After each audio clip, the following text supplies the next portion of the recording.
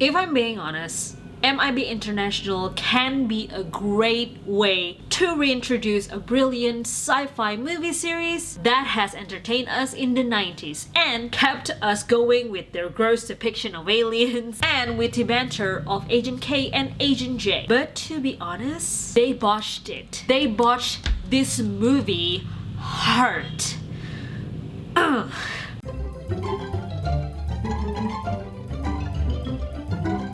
Good morning, afternoon, evening everyone. Hi, my name is Myra and welcome back to my channel. Thank you for being here. Thank you for being patient with my videos and thank you for always having the time to watch me ramble and talk and maybe sing sometimes or maybe being silly sometimes with movies and etc. So thank you so much for being here, and also don't forget to click that bell button besides my subscribe button if you haven't, so you'll be notified if I upload something new. Moving on with MIB International, I am very familiar with Men in Black movie series. I grew up with it. I watched all of them except maybe the cartoon one, I think. And most of it thanks to Will Smith because he is quite entertaining as Agent J. Was irked at how disgusting the aliens could be, but now I can definitely appreciate the lengths that the special effects people have reached to make the alien meet human world come true. My personal favorite is still the talking pug. Now that's the worst disguise ever. That guy's definitely an alien. You don't like it? You can kiss my furry little butt. The story they offer is also well thought out, creates an adequate character development for both Agent K and Agent J. I remember when the third one came out and I sort of cried when I learned the truth about Agent J's past. But then this opportunity came to make a reboot out of an already amazing movie series, and it's horrible. Okay? It definitely doesn't do the previous movie any kind of justice whatsoever. The story starts with a girl named Molly, where her parents' memory was erased by the thingy that the MIB has when Molly was little because an alien sighting was involved. But little Molly's memory was safe. Now obsessed with what she saw, all grown-up Molly tried to figure out or find out the MIB, and when she did, she begged to be recruited. I found you. Once she was recruited, Agent O asked her to visit London headquarters, giving now named Agent M a specific mission and also a chance to meet an MIB hero, Agent H. Come on, the world's not gonna save itself. Sadly, soon enough, they discovered that there's a mole in the London agency. And it's up to Agent M and Agent H to figure out who it was and take care of the mole before everything became way too late. As usual, if you haven't seen the movie, please stop here, even though I do not suggest it. At all.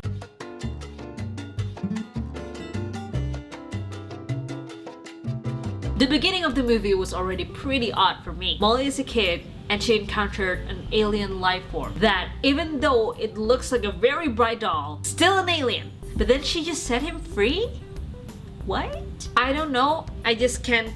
It doesn't make sense for me. But if I had that kid, I would scream my ass off. But then again, this is a movie, and if Molly was screaming because of the alien, then the story would not be a story. So fine, I'll let that slide. Then we see Molly as a grown woman and her entire journey from finding MIB to actually being an MIB agent goes by super fast, like really fast. So everything on the beginning of the movie seemed really rushed. And when things are rushed, usually it doesn't end well.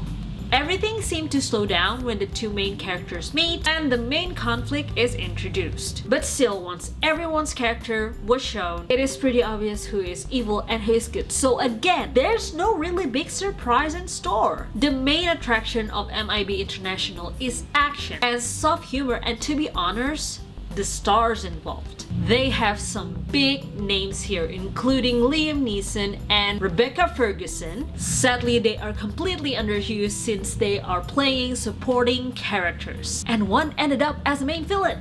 The character development for me barely happened for both Agent M and Agent H, and I can't even tell whether they're supposed to be romantically involved or not. I got lost in this movie. It's very frustrating. And my biggest disappointment is the ending. I mean, what the bullhorn. The big conclusion is Agent H tries to bring the real high T that is already being an alien. He wants to bring the human high T to the surface, and then Agent A fires the weapon to close the wormhole? What? Feels like they're just using the MIB's big name to create this hodgepodge of a villain where everything is uninteresting. Sorry. Like I said, the characters are very shallow and doesn't have any oomph to them whatsoever. I think, and this is just my opinion, it is because how they were written. The writers probably concentrate too much on the complex possibility of the MIB world rather than doing a great storyline with rich characters. And world-wise, MIB has an amazing one. They showed the Great London Branch, they showed the attractive technology, new technology that they have, the underground sea trains that travels very quickly, probably even faster than bullet trains. And then there's the new weapons.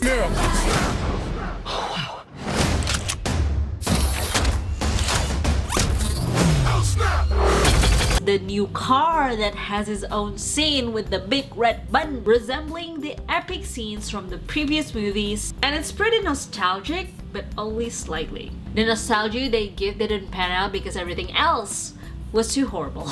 Bottom line, if you still see this movie on the theaters, don't bother to watch it. This is like a announcement for you guys. Don't even bother to watch it. I think if you have the time, it's better to watch Endgame for the second time. You know, with just the extra 6 minutes and everything, rather than spending your time watching this movie. I am sorry for all the stars involved because I love you guys, but this movie is just horrible. And this is me putting it lightly. Or better yet, watch the actual MIB movies. I think that would be more exciting and enjoyable. Skip this one, and if you are really curious, just watch it online. Maybe on a streaming site that you have already purchased. Then you would save time, at least save time to walking in the theaters and purchasing a ticket and you know, sit down and watch it. It's just not worth the effort. And that's all I have for you guys today. Thank you so much for watching. I hope you like this movie review, and if you do, don't forget to comment, like, subscribe, follow me on Facebook, Instagram, and Twitter. They are in my description below. Thank you again so much for watching, and I will see you next time. Bye!